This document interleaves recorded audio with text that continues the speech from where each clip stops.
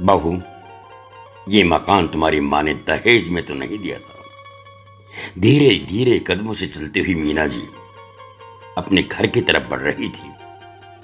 उन्हें इस तरह लंगड़ाते हुए देखकर पड़ोस में रहने वाली सुजाता जी ने कहा, अरे दीदी, अरे दीदी, क्या हुआ? लगता है आपके घुटनों में दर्द ज्यादा है।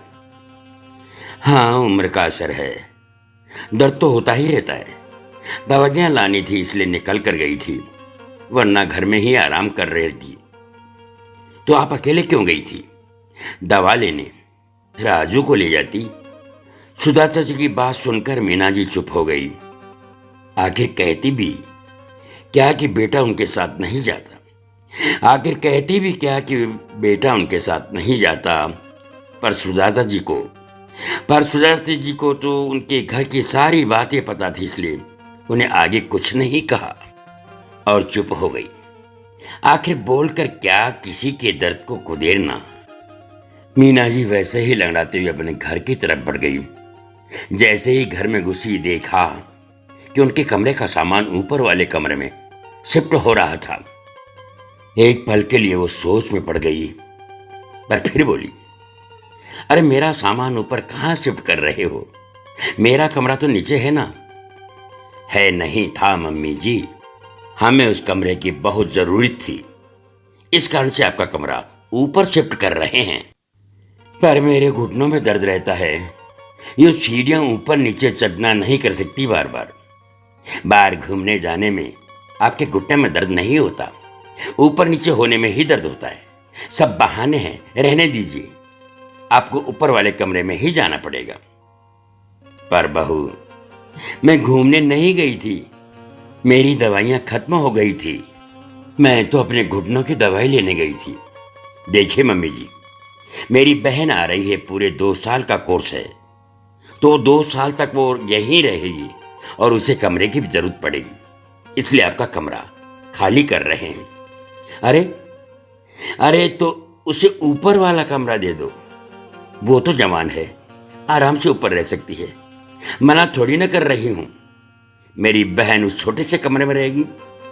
मायके में मेरी भी कोई इज्जत है, और आप मुझे मना करने वाली कौन होती हैं? घर हमारा है, घर का खर्चा हम उठा रहे हैं, हमारा डिसीजन हम किसे कहाँ रखते हैं। ऊपर वाले कमरे में इतनी ही दिक्कत है तो आप बाहर वाले कमरे में रह जाइए, हमें कोई एतराज नहीं है। बहू नैना ने बड़ी बेरुखी से कहा। यह सब सुनकर मीना जी की आंखों में आंसू आ गए। बेटा राजू सामने ही था, लेकिन मैं तो बुत बना खड़ा तमाशा देख रहा था। एक बार भी उसने नैना को नहीं टोका।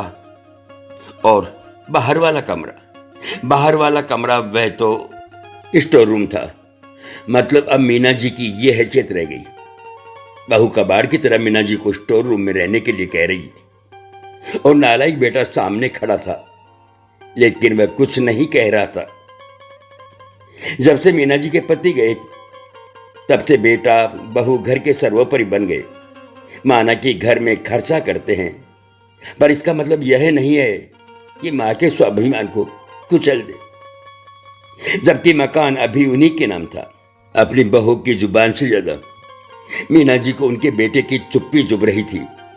आखिरी बर्दाश्त के बाहर हो गया तो वह बोल पड़ी, बहू, जब तुम मेरा कमरा लिया था तो यह कहकर मम्मी जी हमें बड़े कमरे की जरूरत है, तब मैंने कुछ नहीं कहा।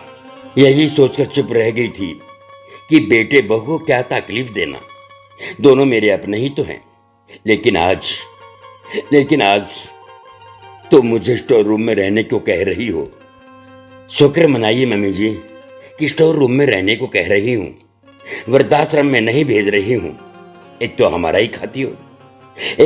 ही खाती हो, ऊपर से हमें ही सुना रही हो। बस करो बहू, बहुत बोल लिया तुमने। ये घर आज भी मेरा है, तुम ये मकान अपने दहेज में नहीं लाई थी। और हाँ, चुपचाप अपना कमरा भी खाली करो, मैं अपने कमरे में वापस शिफ्ट हो रही हूं।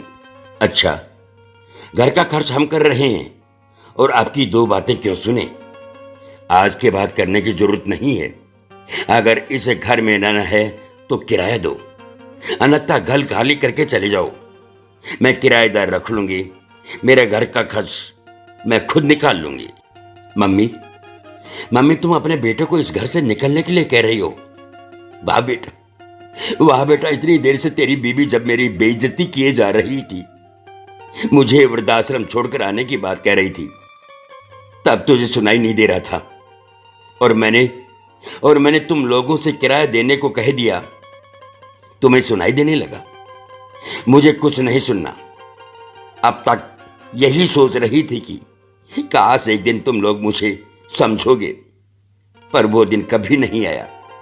वो दिन कभी नहीं आया। शायद मुझे अकेले रहने से डर लगता था, पर अब नहीं।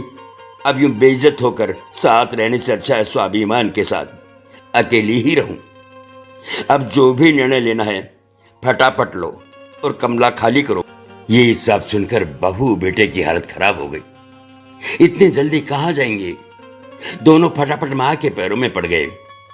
हमें माफ कर दो मम्मी, हमें माफ कर दो मम्मी, प्लीज हमारे साथ ऐसा मत करो।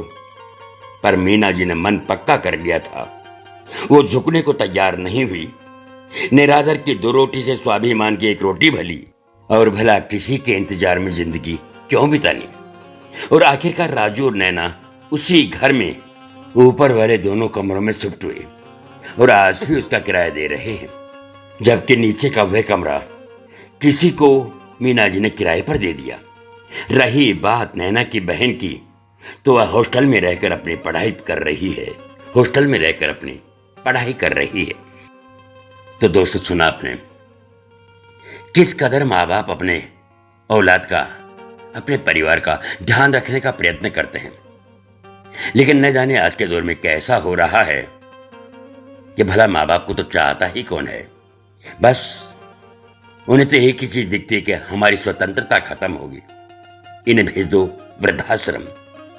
घर के मालिक को वृद्धाश्रम भेज करके बस स्वतंत्र रहना चाहती है आज की पीढ़ी। माँ बाप की सेवा के नाम पे खाली उनकी संपत्ति चाहिए।